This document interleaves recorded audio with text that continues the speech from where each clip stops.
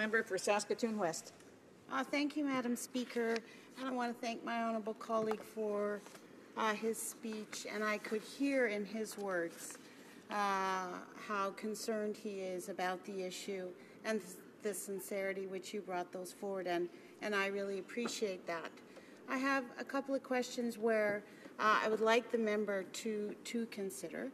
And I think to the amendment, in particular, the third amendment to the bill that the Senate was proposing around sort of instructing frontline professionals, medical professionals, on the way they should practice inside safe consumption sites, I think is an overreach. And I think to assume that medical professionals and those people working in safe consumption sites aren't doing everything they can to support that person in front of them, to get them into treatment, and that by somehow the federal government telling them they have to do something is going to help, I feel personally, just from the evidence, isn't a good way to go. And so I disagree with you on that part.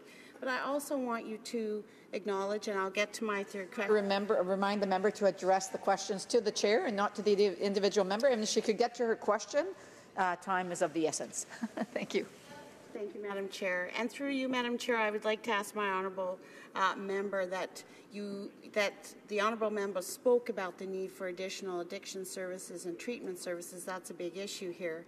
And we are trying to play catch-up from the previous government who cut those services. And I'm wondering if the member will join with me to ask this government to begin to invest back into addiction services and to make up for what we have lost from years of non-funding. Thank you, Madam.